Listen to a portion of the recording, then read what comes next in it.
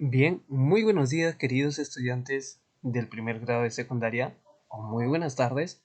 El día de hoy vamos a ver un tema más de nuestro curso de geografía. Así es, el día de hoy vamos a estar hablando acerca de las vertientes hidrográficas, pero en esta clase vamos a ver la parte 2. ¿Cuál?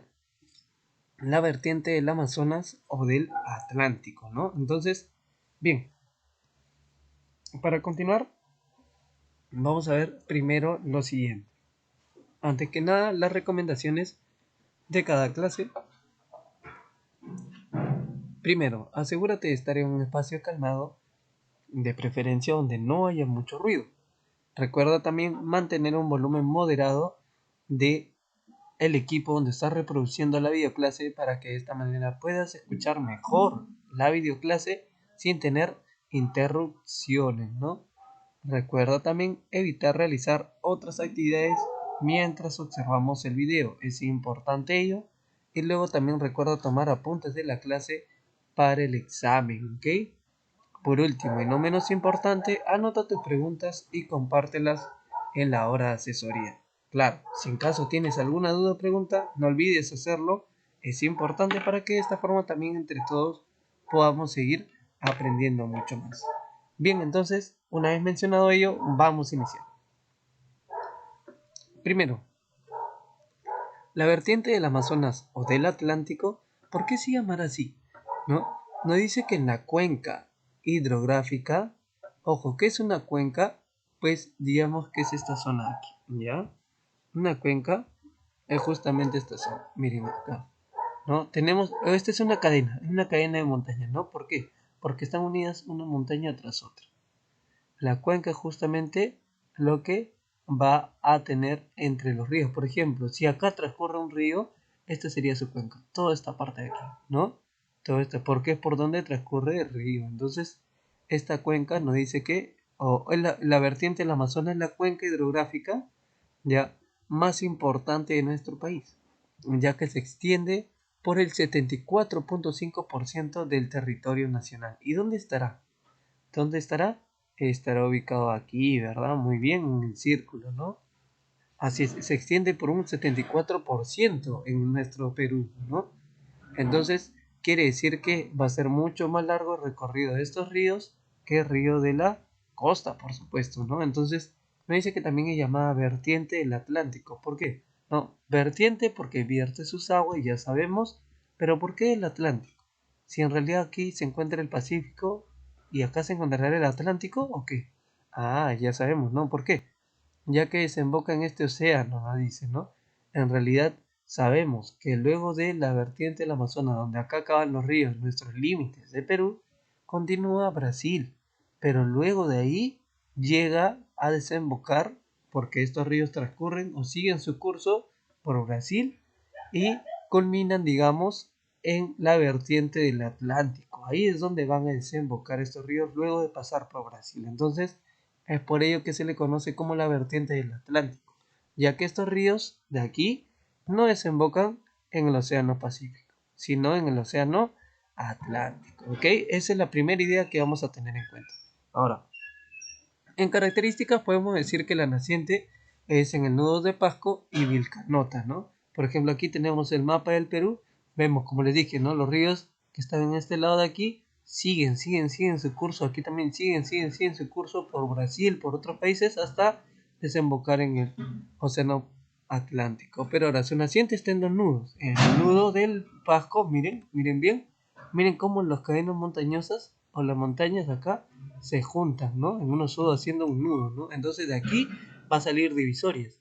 Hacia acá, hacia acá, hacia acá, hacia acá, hacia acá y hacia la zona amarilla. Para todos lados va a caer, por así decirlo, agua, ¿no? Entonces, esta es la primera divisoria de agua más grande y la otra va a ser justamente la de aquí, ¿no? La de aquí, que de igual forma es el nudo de Vilcanota. Entonces, gracias a estos dos nudos es donde en la parte amazónica obtenemos agua, ¿no? Agua para que se formen estos grandes ríos.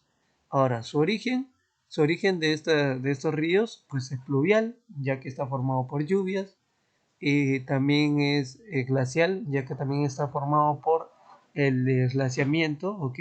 Es decir, por el derretimiento de glaciares, en pocas palabras, y también por manantiales. Entonces, aquí miren cuántas cantidades de ríos dentro de la parte del Amazonas, ¿no? Bien, ahora, ¿qué más? Vemos otra parte de las características, que por ejemplo su desembocadura en estuario, ¿no? De igual manera, vamos a ver ello. Su curso es muy largo, ya hemos visto que abarca un aproximado del 74%, ¿no? Y su caudal es muy caudaloso. Miren cómo se ve, digamos, cómo se vería un caudal muy caudaloso de un río cuando está en la zona alta. Es que lo hace, en esta zona alta lo hace no navegable o sí navegable. Así con estas rocas, con esta línea, ¿lo haría navegable? No, ¿verdad? Entonces esto es muy caudaloso, se conoce así. ¿Por qué es así en esta zona alta? O en la zona, claro, en la primera zona, porque es donde está bajando, no está en altura y está descendiendo. Y ahora su régimen, si es regular, normalmente vamos a encontrar agua durante todo el año, ¿ya? Y es exorreica, ya que su cuenca desemboca, pero en el océano Atlántico, en este caso, recuerden, en el océano Atlántico. ¿Y será navegable? Sí. Los ríos del Amazonas, a diferencia de la costa, la mayoría es navegable, porque digamos que se encuentra así. Miren, digamos, como lo conocen algunos, ¿no? Mancitos, es decir, ya cuando está en su curso medio y no está en su curso alto, como está acá en la primera imagen de la izquierda, en el curso medio, curso bajo, ya es, digamos, más tranquilo y navegable y menos accidentado, ¿no? Algunos récords de río Amazonas es que es el río más largo del mundo con 7.872 kilómetros. Imagínense lo largo que es eso, ¿no? Con solo decirle que abarca o pasa por Perú o nace en Perú, pasa por Brasil y luego desemboca en el Océano Pacífico, ¿no? Nos dice que supera al río Nilo por más de 40 kilómetros. Y también nos dice que otro de los récords es que es el río más ancho. Ok, es muy ancho, normalmente no es fácil cruzarlo. Es profundo, es caudaloso y biodiverso del mundo, ¿no? Porque cuenta con una gran variedad de especies de plantas, de animales, de árboles, etcétera, ¿no? También nos dice que forma la isla fluvial más grande del mundo, el Marajo, que es en Brasil.